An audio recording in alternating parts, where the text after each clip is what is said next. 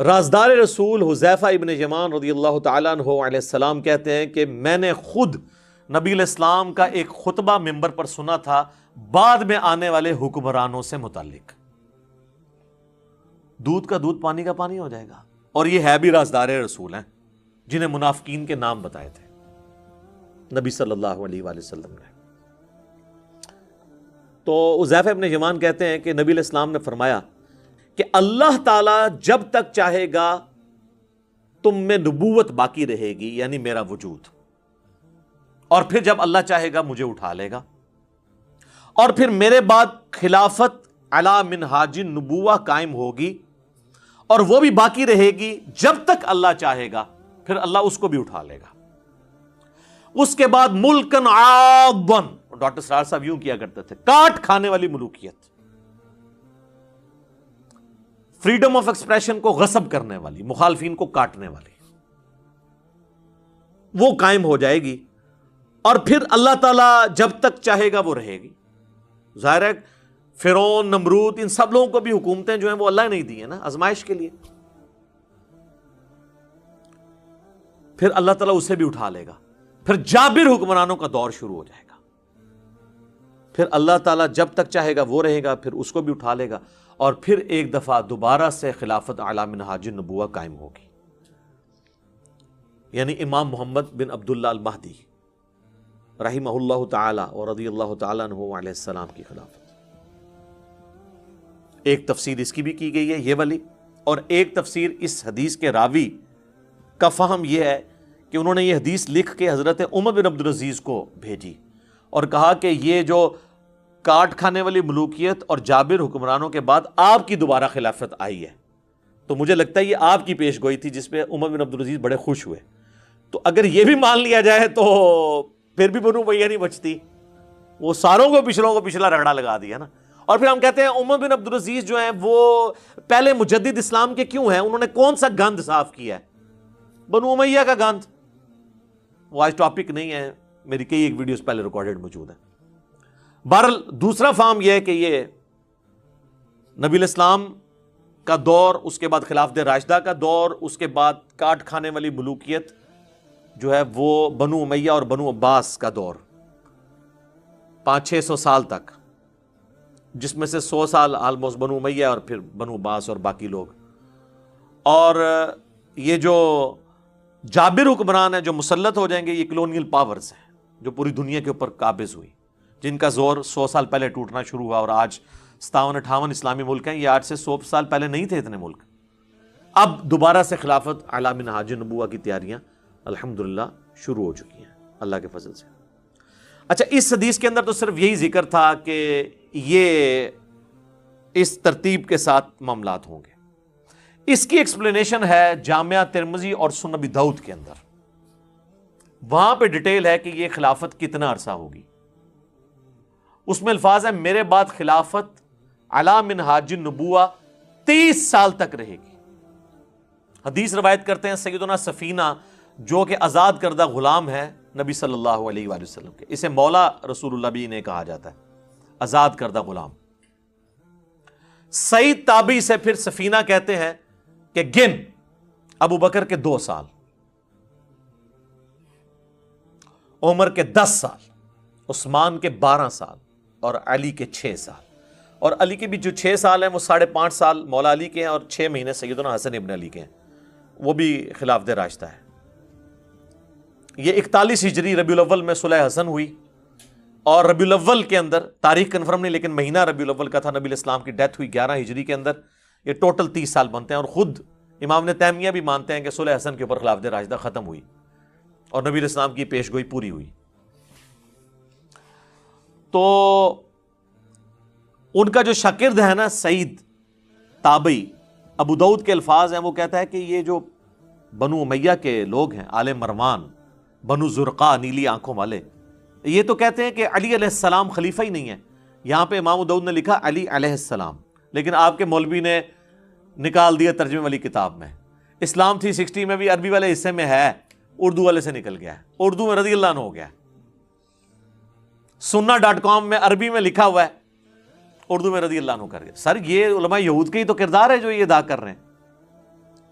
اور یہ امام ابو داؤد نے نہیں، صرف امام بخاری نے صحیح بخاری میں 3748 نمبر حدیث میں حسین علیہ السلام لکھا ہے، وہاں سے بھی انہوں نے نکال دیا. عربی کتابوں میں موجود ہے، مکتبۃ الشاملہ کے اندر، اسلام 360 کے اندر دارالاسلام نے نکال دیا. اسلام 360 میں بھی آپ عربی پورشن میں دیکھیں، اردو میں کوئی نہیں ہے. 6318 نمبر حدیث میں فاطمہ اور علی کے ساتھ علیہم السلام لکھا ہوا ہے، اکٹھا نکال دیا انہوں نے. خیر ادھر واپس ہیں. امام ابو داؤد نقل کرتے ہیں کہ جب سعید تابعی نے کہا نا کہ یہ تو بنو امیہ علی علیہ السلام کو خلیفہ ہی نہیں مانتے، چلیں اس سے یہ بھی ایک جو انہوں نے ڈھونگ رچایا تھا نا کہ جی وہ تو خلیفہ مانتے تھے، صرف وہ قصاص عثمان کی بات کرتے تھے. یہ تو تابعی خود بتا رہا ہے کہ بنو امیہ تو حضرت علی کو خلیفہ ہی نہیں مانتے تھے. ابھی تو میرے پاس اس کے اندر بہت کچھ کہنے کو ہے. میں نے ریسنٹلی ایک ویڈیو ریکارڈ کرائی ہے حضرت معاویہ رضی اللہ تعالیٰ عنہ سے متعلق 15 حوالے میں نے صحابہ سے لے کر بعد کے علماء تک کے دیے، وہ آپ دیکھ لیں، آج وہ ٹاپک نہیں ہے. تو حضرت سفینہ کو غصہ آتا ہے، وہ کہتے ہیں کہ یہ بنو زرقا کی پیٹھ سے جھوٹ نکلا ہے جہاں سے یہ ہوا خارج کرتے ہیں. اور ترمذی کے الفاظ ہیں، ان کی اپنی جو حکومت ہے یہ شریر ترین بادشاہت ہے، بدترین بادشاہت ہے. یہ علی کو خلیفہ نہیں مان رہے، یہ تو خود شریر ترین بادشاہ ہیں. اچھا اب حضرت سفینہ جو ہے نا یہ فوت ہوئے ہیں 74 ہجری کے اندر. واقعہ کربلا ہوا ہے 61 ہجری میں. ناسبی پلی یہ لیتے ہیں کہ یہ انہوں نے حضرت معاویہ کی حکومت کے بارے میں نہیں کہا، پھر بھی پھنس جائیں گے تو پھر یزید کے بارے میں کہہ دیا، تو آپ تو یزید کے بھی چمچے ہیں. وہ پھر کہتے ہیں چھوٹی قربانی کر لو، بڑے کو بچا لو. لیکن سر نہیں، بڑے نے اگر کوئی کام ڈالا ہے تو وہ کیسے بچے گا؟ یہ حدیث صرف ترمذی ابو داؤد کے اندر موجود نہیں ہے، یہ حدیث میرے بھائی مسند ابی داؤد الطیالسی کے اندر بھی موجود ہے. اور اس میں الفاظ یہ ہیں کہ وہ تابعی، یہ پوری حدیث اسی طریقے سے ہے، وہ تابعی جب کہتا ہے نا یہ بدترین بادشاہ ہیں، یہ وہ جب صحابی کہتے ہیں حضرت سفینہ اور 30 سال خلافت ہے، تو وہ کہتے ہیں پھر حضرت معاویہ کون ہے؟ تو انہوں نے کہا حضرت معاویہ جو ہے وہ مسلمانوں کا پہلا بادشاہ ہے، یعنی انہوں نے کہا یہ خلافت راشدہ سے باہر. یہاں بھی ہمیں ایکسپوز ہو گیا کہ وہ کس کو سنگل آؤٹ کر رہے تھے. ابھی بھی تسلی نہ ہو تو اس کا ایک اور طریق ہے المصنف ابن ابی شیبہ کے اندر، اس میں الفاظ ہیں کہ یہ بنو امیہ بدترین بادشاہت ہیں اور ان کا پہلا بادشاہ معاویہ ابن ابی سفیان ہے. انہوں نے اس سب کو کہہ کے یہ بھی بتا دیا سرغنہ کون ہے. تو اب اس حدیث میں حضرت سفینہ کا 74 ہجری میں فوت ہونا یزید ابن معاویہ کو یعنی بیچ میں لانے کا ذریعہ نہیں بن سکتا. انہوں نے سٹارٹ کیا ہے 41 ہجری سے، صلح حسن سے. تو یہ مسئلہ آپ کو کلیئر ہو گیا. یہ الحمدللہ ساری کی ساری احادیث میں نے اس ریسرچ پیپر کے اندر ڈالی ہوئی ہیں. انشاءاللہ ہم اپنی ویڈیو کے اندر بھی جو ہے نا وہ ڈسپلے کروا دیں گے انشاءاللہ تعالی. اچھا اب میرے بھائیوں، یہ جو کاٹ کھانے والی ملوکیت ہے اس پہ پھر بولا جائے پھر گھنٹوں چاہیے. تو میں نمونے کے طور پر صرف 3 احادیث کور کروں گا جس سے آپ کو اوورال ڈاکٹرن کلیئر ہو جائے اس ٹاپک کے اوپر. پہلی حدیث صحیح مسلم کے اندر کتاب الامارہ چیپٹر میں، حکمرانوں والے چیپٹر کے اندر، انٹرنیشنل نمبر کے مطابق 4776، سیدنا عبداللہ بن عمر بن عاص خانہ کعبہ کے سائے میں بیٹھے ہوتے ہیں، دیوار کے ساتھ ٹیک لگا کے، صحابی رسول ہیں. ایک تابعی خانہ کعبہ میں انٹر ہوتا ہے، عبد الرحمن بن عبد رب الکعبہ. تو وہ سنتا ہے کہ حضرت عبداللہ بن عمر بن عاص حکمرانوں کی اطاعت سے متعلق حدیث سنا رہے ہوتے ہیں. تو چپ کر کے سنتا رہتا ہے. اینڈ پہ وہ پوچھتا ہے کہ حضرت کیا آپ نے یہ واقعی رسول اللہ سے یہ بات سنی تھی کہ حکمرانوں کی اطاعت اس طریقے سے ہونی چاہیے؟ تو انہوں نے کہا ہاں، اللہ کی قسم میں نے رسول اللہ کو دیکھا، میرے کانوں نے آپ کی آواز سنی، میرے دل نے آپ کی باتوں کو یاد رکھا. تو انہوں نے کہا اگر یہی بات ہے تو آپ کے چچا کا لڑکا معاویہ بن ابی سفیان، یہ چچا زاد لگتے تھے نا آپس میں، عمرو بن عاص کے بیٹے ہیں نا، تو وہ تو ہمیں کہتا ہے کہ ہم آپس میں ایک دوسرے کو ناحق قتل کریں اور ایک دوسرے کا مال ناحق طریقے سے ہڑپ کریں، حرام خوری بھی اور قتل و غارت بھی. جبکہ اللہ تعالیٰ قرآن میں فرماتا ہے، سورۃ النساء کی آیت نمبر 29 اس نے تلاوت کی کہ اے ایمان والو، آپس میں ایک دوسرے کو قتل مت کرو، اپنوں کو قتل مت کرو. اپنوں قتل یعنی ایک دوسرے کو، سارے مسلمان آپس میں بھائی ہیں، اور ایک دوسرے کا مال ناحق طریقے سے ہڑپ مت کرو۔ اب یہ بتائیے کہ ہم اللہ کی بات مانیں یا اطاعت امیر کریں؟ اب یہ ایک صحابی کو ایک تابعی نے ایک بہت بڑی بات کر دی، تو انہوں نے نہیں کہا کہ تم رافضیوں والی باتیں کر رہے ہو، تمہیں ایران سے کوئی فنڈنگ ہوتی ہے، نہیں کہا، تھوڑی دیر کے لیے خاموشی اختیار کر لی انہوں نے۔ اب سوچ میں تو پڑ گئے ہوں گے میں کیا کروں، رشتہ داری تو میری نکال رہا ہے، تو پھر انہوں نے سر اٹھا کے کہا کہ معاویہ کی اطاعت کرو ان باتوں میں جس میں وہ اللہ کی اطاعت کے اندر حکم دے، اور جس میں وہ اللہ کی نافرمانی کا حکم دے اس میں اس کی نافرمانی کرو، اور یہی ایٹیچیوڈ ہونا چاہیے۔ بخاری اور مسلم کی متفق علیہ حدیث ہے، مولا علی کہتے ہیں کہ نبی علیہ السلام نے فرمایا کہ خالق کی معصیت میں، اللہ کی نافرمانی میں مخلوق کی کوئی اطاعت نہیں ہے۔ کئی لوگ یہ بھولے بن کے پوچھ رہے ہوتے ہیں نا، جی میری ماں اجازت نہیں دے رہی داڑھی رکھنے کی تو میں رکھوں یا نہ رکھوں؟ تو وہ نبی علیہ السلام نے فرما دیا ہے کہ اللہ کی اطاعت کے اندر مخلوق کی اطاعت نہیں ہوگی، اور جس بات میں اللہ کی نافرمانی ہو رہی ہوگی وہ آپ نے کام نہیں کرنا، آپ نے مخلوق کی نافرمانی کر دے گی۔ تو یہ ایک اوورآل پورا آپ کو پکچر کلیئر کر دے گی۔ ایک اور حدیث، اچھا یہ تینوں کی تینوں حدیثیں صحیحین میں، بلکہ ابھی تک آپ دیکھ رہے ہیں ساری مشہور کتابوں سے۔ دوسری حدیث صحیح بخاری میں 4108، تحکیم کے بعد جب حضرت معاویہ رضی اللہ تعالیٰ عنہ مدینہ شریف آتے ہیں، یہ فتح الباری میں پورا اس کا سیاق و سباق موجود ہے کہ کس موقع پہ ہوا۔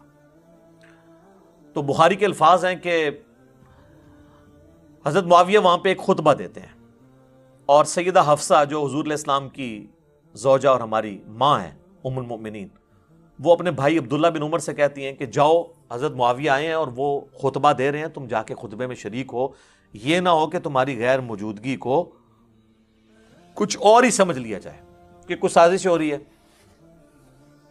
تو وہ چلے گئے، اس سے یہی پتا چلا کہ وہ جانا نہیں چاہتے تھے، تبھی بھیجنا پڑا نا، ظاہر ماں بھی تھی، ام المومنین ہونے کی وجہ سے وہ بڑی بہن بھی تھی۔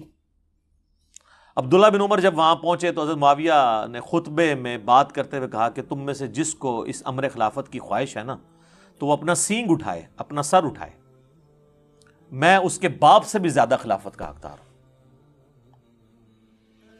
اب یہ باتیں چپ کر کے حضرت عبداللہ بن عمر سنتے رہے،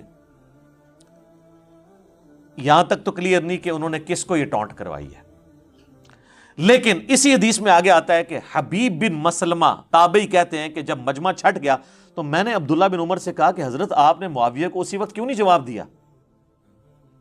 تو پتہ چل گیا وہ کس کے باپ کو کہہ رہے تھے۔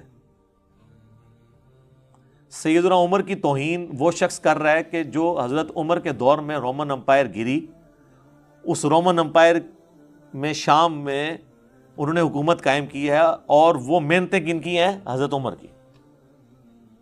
تو جن لوگوں کو ابو بکر اور عمر کا لحاظ نہ ہو، انہوں نے مولا علی کا لحاظ کہاں سے کرنا ہے؟ سیدھی سی بات ہے۔ تو عبداللہ بن عمر کہتے ہیں کہ میں نے ارادہ تو کیا کہ میں اپنی گوٹ کھولوں، یوں کر کے احتبا کر کے دونوں گھٹنوں کو یوں لے کے بیٹھے تھے، اور میں اسے وہیں بھرے مجمع میں جواب دوں کہ تجھ سے زیادہ خلافت کا حقدار وہ ہے کہ جس نے تم دونوں باپ بیٹا ابو سفیان سے اور معاویہ سے رضی اللہ عنہما، ہم تو احترام سے ہی نام لیں گے، ظاہر صحابیت تو ہے، تم باپ بیٹا سے جنگ کی ہوئی ہے جب تم دونوں کافر تھے اور ہم مسلمان تھے، یعنی تم لوگ جونیئر مسلمان ہو، طلقاء ہو، فتح مکہ پہ مسلمان ہوئے ہو، اور آج ہم سینئر مسلمانوں کو کہہ رہے ہو تم لوگوں کے ساتھ تو ہم جنگیں لڑ چکے ہیں، تم لوگوں کو ہم نے مار مار کے اسلام میں داخل کیا۔ ظاہر ہے کہ وہ مارے کھائی ہیں تو پھر آہستہ آہستہ ان کو ہوش آئی ہے نا کہ اسلام کا پلڑا بھاری ہو گیا۔ پھر عبداللہ بن عمر کہتے ہیں کہ پھر مجھے جنت کی نعمتیں یاد آ گئیں، پھر میں فتنے کے ڈر سے خاموش ہو گیا۔ حبیب بن مسلمہ کہتے ہیں کہ عبداللہ بن عمر نے خاموش ہو کے اپنی جان بھی بچا لی، اپنی عزت بھی بچا لی۔ ایک ماموں نے دوسرے ماموں سے اپنی جان اور عزت بچا لی، کہتے ہیں نا خال المومنین۔ اچھا عبداللہ بن عمر خال المومنین نہیں ہے؟ عبد الرحمن بن ابی بکر خال المومنین نہیں ہے؟ اور محمد بن ابی بکر خال المومنین نہیں ہے؟ ہمارے باقی سارے خال المومنین کو ایک خال المومنین سے تکلیفیں اٹھانی پڑی. تو یہ حدیث کے الفاظ بتا رہے ہیں کہ اس وقت فریڈم آف ایکسپریشن کو کس طریقے سے غصب کیا جاتا تھا. اچھا یہ جو حضرت عبداللہ بن عمر کے الفاظ ہیں نا یہ بڑے انٹلیکچوئل ہیں, کیونکہ یہی الفاظ حضرت عمر نے بھی یوز کیے تھے, اور حضرت عمر کا ویژن دیکھیں, انہوں نے پہلے یہ چیز بتا دی تھی. صحیح مسلم کے اندر ایک حدیث ہے, میں نے ریسرچ پیپر میں ڈالی ہے, انٹرنیشنل نمبر ہے 1258. حضرت عمر نے اپنی شہادت سے کچھ عرصہ پہلے جمعے کا خطبہ دیا اور انہوں نے رسول اللہ کا ذکر کیا, پھر حضرت ابوبکر کا ذکر خیر کیا, اور پھر فرمایا کہ میں نے خواب دیکھا ہے کہ مجھے ایک مرغے نے 3 ٹھونگے ماری ہیں, اور میں اس کی تعبیر یہ کرتا ہوں کہ ان قریب مجھے قتل کر دیا جائے گا. اچھا, انہوں نے کہا کہ بعض لوگ مجھے مشورہ دے رہے ہیں کہ میں اپنا کسی کو جانشین مقرر کر دوں, لیکن میرا کوئی ایسا ارادہ نہیں ہے, اللہ اپنے دین کو برباد نہیں ہونے دے گا. پھر انہوں نے کہا کہ اگر میری موت جلدی واقع ہو گئی حادثاتی طور پر, تو میری طرف سے یہ حکم ہے کہ خلافت کا فیصلہ صرف ان 6 لوگوں میں طے ہوگا جن سے رسول اللہ اپنی وفات تک راضی رہے. اور بخاری میں الفاظ ہیں 3700 نمبر حدیث میں کہ خلافت کا معاملہ ان 6 بندوں سے باہر نہیں آنا. بخاری میں پھر نام بھی حضرت عمر نے لیے اور فرمایا علی, عثمان, طلحہ, زبیر, عبد الرحمن بن عوف اور سعد ابن ابی وقاص. ویسے ایک اور بندہ بھی تھا 7واں, چونکہ وہ ان کا بہنوئی تھا سعید ابن زید. وہ سب و شتم کی حدیثیں اشرا مبشرہ والا یاد آیا جے, سعید ابن زید, ان کا نام اس لیے نہیں لیا کہ وہ رشتہ دار تھے, ان کو چھوڑ دیا اور کہا میرے بیٹے عبداللہ بن عمر کو مشورے میں تم شامل کر سکتے ہو, لیکن اسے خلیفہ نہ چننا. ان 6 بندوں میں سے کسی کو چننا جن سے رسول اللہ اپنی وفات تک راضی رہے. تو آج ہم ہوتے تو ہم پوچھتے کہ پھر ہمیں وہ بھی بتا دیں جن سے حضور وفات کے وقت ناراض تھے. آپ کو تو کہنا چاہیے سب سے ہی راضی رہے. یہ کہتے ہیں نا سر ہر چیز میں اشارے موجود ہیں. ابھی تو یہ بات ختم نہیں ہوئی. پھر حضرت عمر کہتے ہیں, مسلم کے الفاظ ہیں کہ اگر تم دیکھو کہ ان 6 لوگوں کی خلافت میں کوئی تام کر رہا ہے تو سمجھ لینا کہ یہ وہی لوگ ہیں کہ جن کو میں نے اسلام کی خاطر اپنے ہاتھوں سے مارا ہے, اور یہ اسلام کے دشمن اور کافر ہیں. یہ الفاظ ہیں. ادھر عبداللہ بن عمر نے کہا نا کہ تمہیں تو ہم نے مار مار کے مسلمان کیا ہے, اور یہاں حضرت انہوں نے اپنے باپ کے الفاظ ریپیٹ کیے. تو عبداللہ بن عمر نے اپنے باپ کے مشن کو ہی آگے لے کر چلے, لیکن وہ سامنے نہیں بات کی, بعد میں کیے. ظاہر ہے پھر سر حسین ابن علی اور ابن عمر میں تو فرق ہوگا نا. ان کی نیچر جو ہے وہ ذرا پیسیو تھی, ان کی ایکٹیو تھی, ایکسٹروورٹ تھے.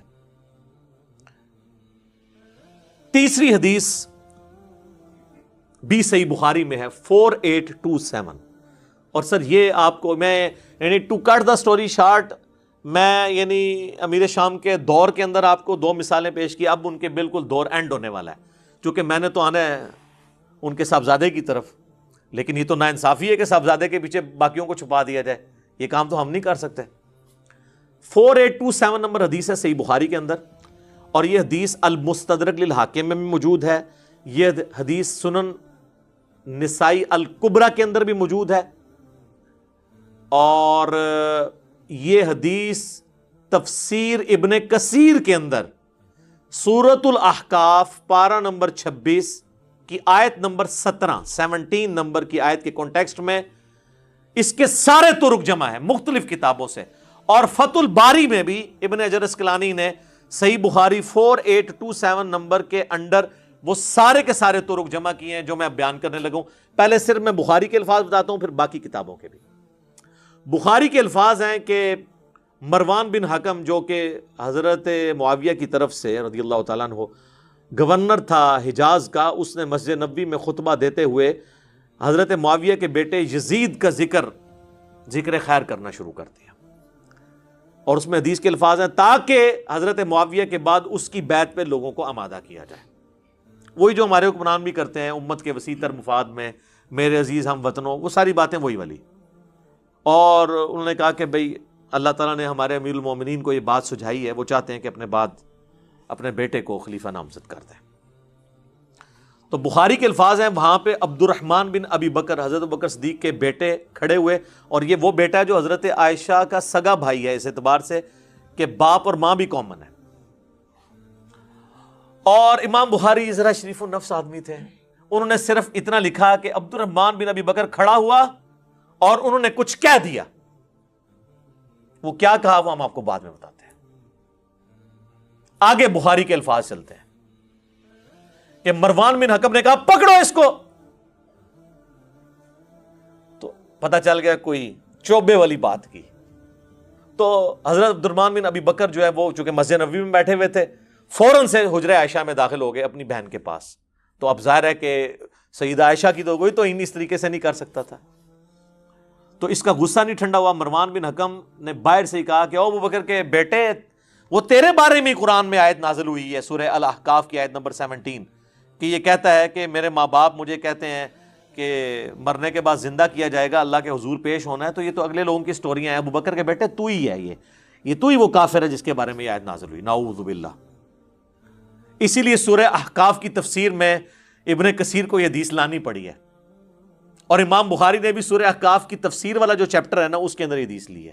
یہ کہتے ہیں شان نزول بتائیں، اے لو لبو ہوں شان نزول، اے شان نزول کا تمہیں بڑا شوق ہے نا، آگے پیچھے سیاق و سباق بھی بتائیں، سلف کا فام بھی بتائیں، فام لے لو سارے۔ تو بخاری کے الفاظ ہیں، حضرت عائشہ کو غصہ آیا، انہوں نے اندر سے کہا کہ آل ابی بکر کے بارے میں کوئی آیت قرآن کی نازل نہیں ہوئی ہے سوائے جو میری برات میں سورۃ النور نازل ہوئی جب ان کے اوپر جھوٹی تہمت لگائی گئی۔ بخاری کی حدیث ختم، لیکن یہ حدیث المستدرک للحاکم میں، سنن نسائی الکبریٰ کے اندر، طبرانی کے اندر، اور فتح الباری میں، شرح میں یہ ساری ابن حجر نے جمع کی، اور سب سے بڑھ کر آپ ہر بندے کے پاس تفسیر ابن کثیر سافٹ کاپی آپ ڈاؤن لوڈ کر لیں، موجود ہے۔ سورہ احقاف پارہ نمبر 26 آیت نمبر 17 کی تفسیر میں انہوں نے سارے طرق ایک جگہ جمع کر دیے، کوئی آپ کو ڈھونڈنے نہیں پڑنے۔ تو اب آپ فیلنگ دا بلینک سنیں۔ وہ جو ہے نا کہ مروان نے جو خطبہ دیا تو اس خطبے میں یہ بھی الفاظ تھے کہ ہمارا امیر المومنین اپنے بیٹے کو بنانا چاہتا ہے، تو ابو بکر نے بھی تو عمر کو بنایا ہی تھا نا، تو حضرت عمر کو ابو بکر کے بیٹے تھے، تو پھر ظاہر ہے کہ ابو بکر کے بیٹے کو تو غصہ آنا تھا نا کہ نام تو میرے باپ کا لے رہا ہے اور مثال کتنی غلط فٹ کر رہا ہے۔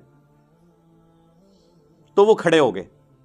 امام بخاری نے کہا کچھ کہا، باقی کتابوں میں پھر ان حدیث کی کتابوں میں آتا ہے، حاکم میں، سنن نسائی الکبریٰ میں، کہ انہوں نے کھڑے ہو کر کہا کہ سیدھا سیدھا کہا کہ تیرا امیر المومنین کیسر و کسرا، رومنز اور پرشین امپائر کے جو بادشاہ اور شہنشاہ تھے نا، وہ ملوکیت ان کے طریقے پہ چلنا چاہتا ہے، ابو بکر و عمر کے طریقے پہ نہیں۔ ورنہ تو ابو بکر کا طریقہ یہی والا تھا تو پھر عبد الرحمن بن ابی بکر بیٹھا ہوتا نا خلافت کے اوپر، اور حضرت عمر کا طریقہ ہوتا تو عبداللہ بن عمر بیٹھا ہوتا رضی اللہ عنہم اجمعین وعلیہم السلام اجمعین۔ تو اس پہ ان کا پکڑو اس کو۔ اور پھر آگے آتا ہے کہ حضرت عائشہ نے حجرے سے کہا اسکت، خاموش ہو جا، اور وہ جو بخاری کے الفاظ ہیں کہ جی آل ابی بکر کے بارے میں سورہ نور کی آیات نازل ہوئی ہیں۔ آگے ان کتابوں میں ملتا ہے کہ حضرت پھر عائشہ کا غصہ نہیں ٹھنڈا، انہوں نے کہا ہاں تیرے بارے میں نبی علیہ السلام نے فرمایا تھا جب تو اپنے باپ کی پشت میں تھا کہ حکم پر لعنت، اس کی اولاد پر لعنت، تو اسی حکم کا بیٹا ہے نا مروان بن حکم، تو اسی لعنت کا ٹکڑا ہے اپنے باپ کی، تم باپ بیٹا پہ تو رسول اللہ نے لعنت کی ہوئی ہے۔ اور ان کو مدینہ بدر کر دیا تھا نبی علیہ السلام نے۔ حضرت عثمان کے رشتہ دار تھے، پورا زور لگایا، حضرت ابوبکر نہیں مانے، حضرت عمر نہیں مانے۔ پھر جب حضرت عثمان خلیفہ بنے تو انہوں نے حسن سلوک کی وجہ سے ان کو لے آئے، اور پھر یہی باپ بیٹا گاٹے فٹ ہو گئے۔ حضرت عثمان کی شہادت کا سبب یہی مروان بنا ہے، پھر حتیٰ کہ انہوں نے اپنی بیٹی کا رشتہ بھی کر دیا، اور اس پہ ترا وہ فدق بھی اس کے حوالے کر دیا۔ دیکھیں نا جی، وہ پھر ایشوز تو پھر آگے ملٹی پلائی ہوتے گئے نا۔ بہرحال آج کی ڈیٹ میں سمجھتا ہوں سیدنا عثمان کی مظلومانہ شہادت ان کی اجتہادی خطاؤں کا کفارہ ہے، انشاءاللہ اللہ کے حضور وہ پاک صاف ہو کے اٹھے ہیں، کیونکہ ان کی نیکیاں ان کی اجتہادی غلطیوں پر بھاری ہیں۔ یہ اجتہادی غلطیاں، میں لفظ استعمال کر رہا ہوں، کسی کو شاید یہ برا لگ رہا ہو کہ جی اجتہادی غلطی کیوں کہہ رہا ہے، اس لیے کہ اوورآل ان کا جو سٹانس ہے نا وہ ریلیجن کو سپورٹ کرنے والا ہے. اگر وہ نہ ہوتا تو میں اس کو پھر فاش غلطی کا لفظ بول دیتا, لیکن میں نہیں بولتا. تو اس حدیث کے اندر یہ لعنت کے الفاظ, بلکہ مسند ابی یعلا کے اندر اس کو سپورٹیو ایک حدیث ہے کہ حسن و حسین بیٹھے ہوئے تھے علیہم السلام, اور مروان مدینہ کا حاکم خطبہ دے رہا تھا, اور اس نے اس میں کہا کہ اہل بیت تو ہے ہی لعنتی لوگ, نعوذ باللہ. تو حضرت حسین سے بھی صبر ہوتا تھا. تو انہوں نے کہا ہم تو لعنتی نہیں ہیں, ہماری شان میں تو قرآن میں آیات ہیں, البتہ تو اور تیرے باپ کے اوپر نبی علیہ السلام نے لعنت فرمائی تھی. تو یہ جو روایتیں ہیں نا, اس کو سپورٹیو کئی ایک روایتیں ہیں کہ یہ لعنتی لوگ تھے. لعنت عربی میں کہتے ہیں اللہ کی رحمت سے دور لوگ, یا اس کو آپ ہماری زبان میں کہتے ہیں منحوس لوگ, نحست پہ ہی جنا ہوتے. ٹھیک ہے, یہ آپ کو پتا چل گیا کہ یہ کہتے ہیں نا جی وہ یعنی بڑا مشورہ ہوا, یہ وہ جی اتنے صحابہ نے بیعت کر لی تھی, یہ کس طریقے سے یہ تحفہ مسلط ہوا ہے امت کے اوپر. کئی ایک ٹاپکس ہیں, میں اس کو پھر اب کنکلوژن کی طرف لے کے آتا ہوں. یہ ہے میرے بھائیوں میرا ریسرچ پیپر, واقعہ کربلا کا حقیقی پس منظر 72 صحیح الاسناد احادیث کی روشنی میں. یہ میں نے 72 کا ٹائٹل شہدائے کربلا کی نسبت سے لیا ہے, ادروائز اس میں احادیث 200 سے زیادہ ہیں, اکثر بخاری اور مسلم سے ہیں. سب سے پہلے میں نے عربی میں لکھا اسے, اس کے بعد اس کا اردو ترجمہ ہوا, پھر ہندی ترجمہ ہوا, پھر انگلش ترجمہ ہوا. 4 زبانوں میں انٹرنیشنل پمفلٹ ہے. بخاری اور مسلم تو صحیحین ہے. بخاری اور مسلم کے علاوہ جو احادیث کی کتابوں سے احادیث لی گئی ہیں, سب احادیث کے اوپر دور حاضر کے بڑے بڑے جو محققین ہیں, محدثین, شیخ البانی, شیخ زبیر علی زئی, شیخ شعیب ارنوت رحمہم اللہ اجمعین, ان کی تحقیم لگی ہوئی ہے. اور کوئی بھی حدیث ایسی نہیں ہے جس کو کسی نہ کسی محدث نے صحیح نہ کہا ہو. اس کے علاوہ پرانے بزرگوں کی بھی تحقیم ہے, امام حاکم کی, امام ذہبی کی, امام ترمذی کی, اور ائمہ کی بھی. اور یہ جو ریسرچ پیپر ہے میرے بھائیوں, یہ آلموسٹ یہ پوری سٹوری کو کور کرتا ہے, اور اس کا نام میں نے کیا رکھا ہے, واقعہ کربلا کا حقیقی پس منظر 72 صحیح الاسناد احادیث کی روشنی میں. واقعہ کربلا کو ڈسکس کرنا اہم نہیں ہے کہ نعوذ باللہ من ذالک وہاں پر آرا چلا تھا یا تیر چلے تھے. اصل چیز امپورٹنٹ یہ ہے کہ یہ واقعہ ہوا کیوں نبی علیہ السلام کی وفات کے بعد صرف 50 سال گزرے اور آپ کی پوری اولاد ذبح کر دی گئی. یہ تو کسی پیغمبر کے ساتھ نہیں ہوا. یہ اتنا بڑا معاملہ ہے کہ ہم اس کو ہلکا نہیں چھوڑ سکتے, جبکہ ہمارے پاس غدیر خم کی حدیث بھی موجود ہو. صحیح مسلم میں اوپر تلے 4 حدیث ہیں. مولا علی کے فضائل والے چیپٹر میں انٹرنیشنل نمبر کے مطابق 6225 سے 6228 تک نبی علیہ السلام نے اپنے آخری حج میں مدینہ شریف آتے ہوئے مکے سے واپسی پہ خم نامی گاؤں میں ایک خطبہ دیا. اونٹ کے پالان کا ممبر رکھا گیا. آپ علیہ السلام نے کنکلوڈنگ گفتگو کی, اے لوگو آگاہ ہو جاؤ, میں بھی ایک انسان ہوں, قریب ہے کہ اللہ کا قاصد یعنی موت کا فرشتہ میرے پاس آئے اور میں اس کی دعوت قبول کر لوں. میں اپنے بعد تم میں 2 بھاری چیزیں چھوڑ کے جا رہا ہوں. ان میں سے پہلی چیز اللہ کی کتاب ہے, اس میں ہدایت ہے, اس میں نور ہے. تم اللہ کی کتاب کو پکڑو, اپنا تعلق اس کتاب کے ساتھ مضبوط کرو. اللہ کی کتاب اللہ کی رسی ہے, جو اسے پکڑے گا وہ ہدایت پہ ہوگا, جو اسے چھوڑ دے گا وہ گمراہ ہو جائے گا. پھر زید بن ارقم کہتے ہیں کہ نبی علیہ السلام ہمیں ترغیب دلاتے رہے, اللہ کی کتاب, اللہ کی کتاب, اللہ کی کتاب. اور پھر فرمایا کہ دوسری بھاری چیز میرے اہل بیت ہیں, میں اپنے اہل بیت کے معاملے میں تمہیں اللہ کا خوف دلاتا ہوں. اور اس جملے کو آپ نے 3 دفعہ ریپیٹ کیا. لیکن امت نے بالکل الٹ کیا, نہ قرآن کو پکڑا اور نہ اہل بیت کو زندہ چھوڑا. تو یہ ایک بہت تلخ چیز ہے. اور نبی علیہ السلام ہمیں غدیر خم کے اوپر وصیت کر کے گئے, اور یہ پلیٹ فارم اللہ کے فضل سے قرآن کی توحید پہ کھڑا ہے, اور اہل بیت کے دفاع پر یہ پلیٹ فارم غدیر خم پہ ہے. الحمدللہ. غدیر خم کی حدیث تو بہت کم ہی بیان ہوتی تھی, اور کئی مکتب فکر کے لوگوں کو تو اس حدیث کا پتہ ہی نہیں تھا. ان کو وہ ایک روایت جو ضرب تقسیم لگا کے حسن درجے تک پہنچتی ہے, المستدرک للحاکم کی, الموطا امام مالک میں بھی ہے لیکن وہاں تو اس کی سند ہی چھوٹی ہوئی ہے. امام مالک نے بغیر واسطے کے روایت بیان کی ہے, پوری سند اس کی المستدرک للحاکم کے اندر ہے, کتاب العلم چیپٹر کے اندر 318 نمبر 318. وہ حجۃ الوداع کا خطبہ ہے کہ 2 چیزیں چھوڑ کے جا رہا ہوں، اللہ کی کتاب اور اس کے نبی کی سنت، اسے مضبوطی سے پکڑ لو گے کبھی گمراہ نہیں ہوگے۔ اور مسلم شریف میں جو حجۃ الوداع کا خطبہ ہے نا، انٹرنیشنل نمبر کے مطابق 2950، اس میں سنت کا ذکر نہیں، صرف کتاب اللہ کا ذکر ہے۔ سنت کو ماننا، کتاب اللہ کو ماننا اس کے اندر امپلائڈ ہے، کیونکہ قرآن ہی نے ہمیں سنت کی طرف رہنمائی کی ہے نا، من یطع الرسول فقد اطاع اللہ، جس نے رسول اللہ کی اطاعت کی اس نے اللہ کی اطاعت کی، صلی اللہ علیہ وآلہ وسلم۔